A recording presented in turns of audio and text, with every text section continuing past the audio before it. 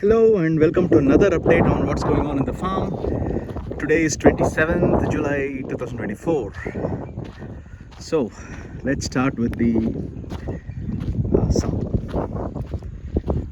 So here's how it looks like right now. Fairly large size. Like I mentioned in the previous video, the primary purpose of the sump is water storage. So the plan is from the borewell, we'll take out the water, store here, and use a solar pump to pump water across the 5 acres farm. Secondly, we've also constructed the sump in such a way that this can be used also as a swimming pool. So there's a slope here at the entrance. We're planning to do some steps here, and this is about 4.5 feet depth, and as it goes down, it goes all the way to I think around 7.5 to 8 feet. So still somewhat in line with the budget I had in mind for the sump, roughly around 1.5 to 1.6 lakhs. So far we seem to be on track. There's some more work remaining. Like we'll have to do a full plastering of the sump with mesh and other things, and then of course the steps construction, and pretty much that's it. And then we'll have to do the water setup separately. For that, we're waiting for the power connection. Still not much progress on the power, waiting for power, the free Tatkal power by Tamil Nadu Electricity Board.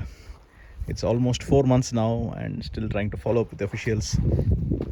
I'm not sure how long it's going to take. So that's it on the sump. Now let's take a look at the labor shed and cow shed. Let's actually get inside the cow shed and have a look. So we have completed the roofing. It's about like 12 days now since we finished the RCC roof, and as you see, there's a lot of windows. We've also done 2 T-beams. Since the area was little high, like around 27 feet by 26 feet, we thought we'll need these 2 T-beams to support the roof weight,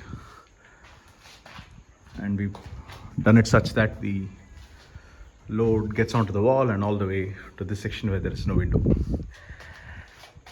The entrance of the cow shed is about 6 feet wide, 7 feet height, lintel throughout, and the plan is to get 2 partitions here for the cow feed, one on the northern side and another one on the southern side, and the cows will be facing tail to tail, and we'll have a small trench in the middle to collect cow urine, and we'll probably have a pipe in that corner to take the cow urine out for making Jivamritam, Panchakavya and other things. Let's see if we can take a look at the roof. Trying to climb the ladder here, which is slightly scary. Alright, there we go. A lot of curing happening. Since we don't have water, unfortunately we are deploying manual laborers to do this. So we got a tractor water tank like this. And apparently this is costing around 1,200 per tanker, but the good thing is this tank will stay here, like in the sense whenever the water is lower, all the person will refill it and leave the tank here. So with the help of manual labor, 3 or 4 people, we had to get the curing done. There was no curing done today, apparently it's a bit dry on this side. I'll have to tell the Mistri. It's full, I think yesterday. But reasonably well. They've got cured and use the usual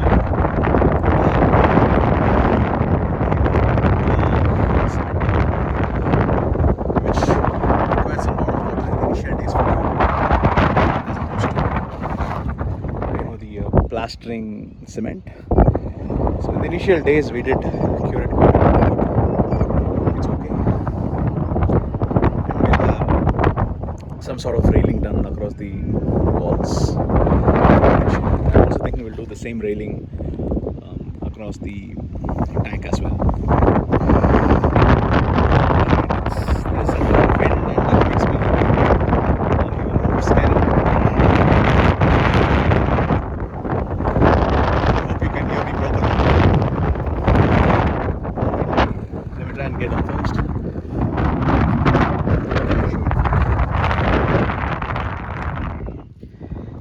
There's a few things that we have done in the farm, like ground nets.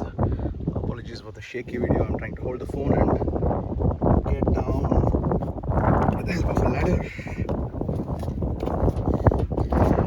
Alright, I'm good now. So these are the door frames. And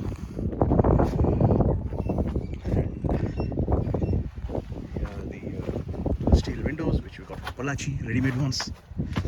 These are the interlock bricks. Some more work to be done, like plastic in the corner, plastic the sunshades, lofts, and even the roof. I guess it's a lot of work. Alright, let's head to the farm. So first up, here you see a small pit where we've planted tapioca, kuchikalanga in Tamil. I don't see the sprouts yet, but here and there I can see, like this one. It's clear, yes, there's a small sprout coming out. And we just prepared the soil and just planted these sticks, which my caretaker just got from the neighboring farm, and he just cut it in like 2 inches, 3 inches size randomly, and we planted. I'm still a bit wary about cultivating the soil yet because the soil is not yet fertile. We don't have water, we're just relying on rainwater.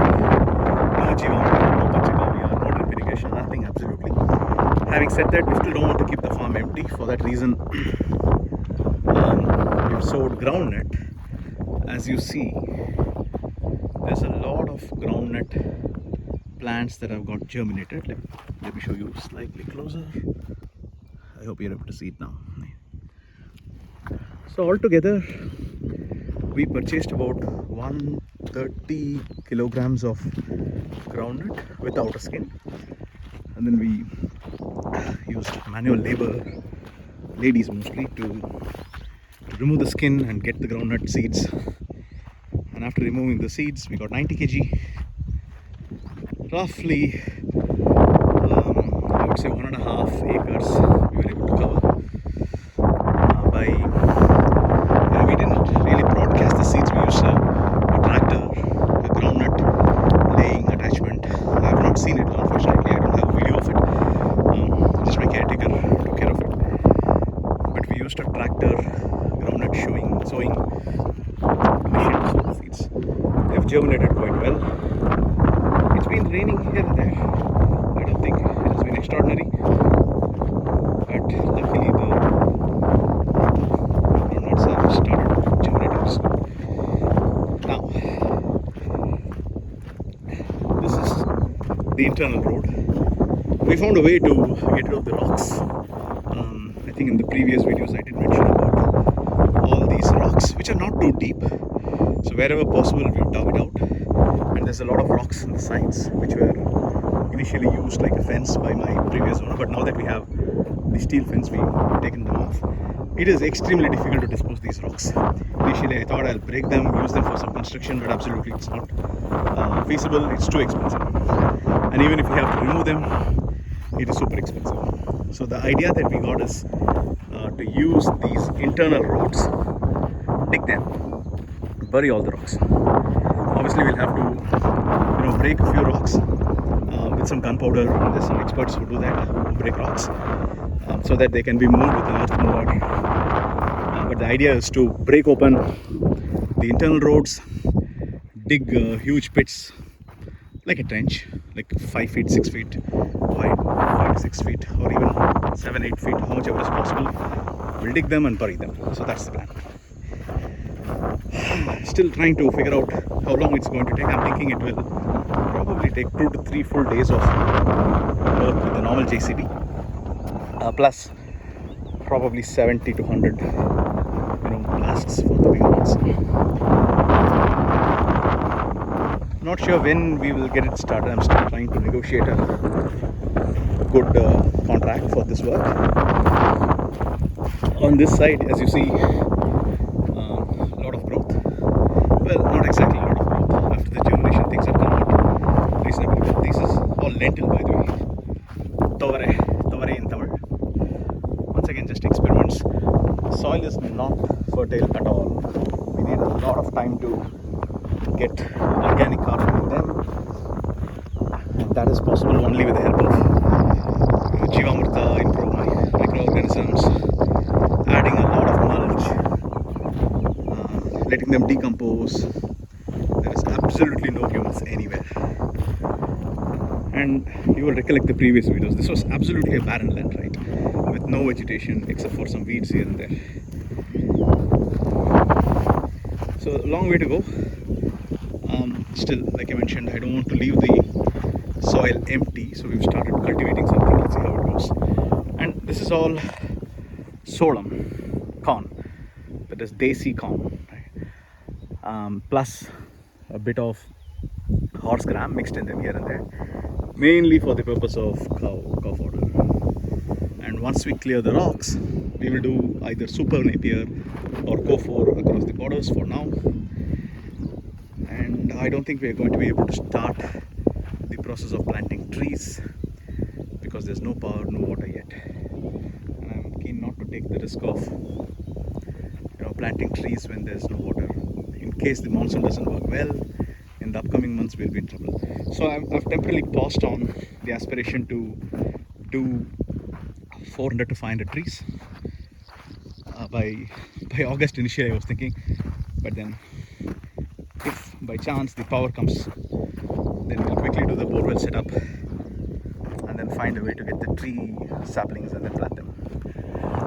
So for now it's on hold. Let me also show you this section where we've done corn and horse gram mixed. The growth seems to be very good in this section. It's amazing.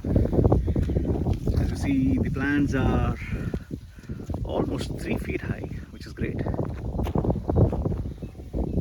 But on an average, I think they are anywhere between 1 to 2.5 feet height, which is not terrible for a land like this where we've not added any chemicals since we started. Actually, there's not been any cultivation here at all. So I'm happy that the land is not truly infected by synthetic chemicals. Having said that, there's not much of mulch or leaves or trees as well, so a lot of work to do.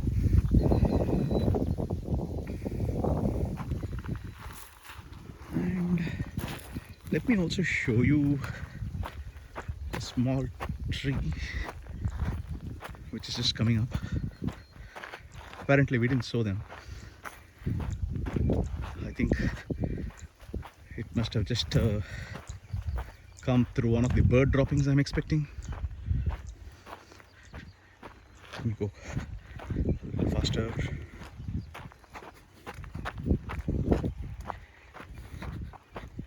It's just right in the middle of this rocky area.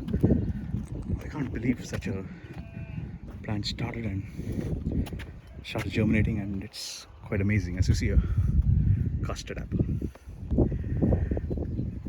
I can see at least 20 to 30 of these custard apples, and this is also a good season for yielding custard apples. They're all over my place actually. There's a lot of custard apple trees in the Krishnagiri, Salem area, and we were actually shocked looking at such a huge plant coming right in the middle of rocks. As you see, I can hardly find any soil anywhere, but this guy managed to come up so well.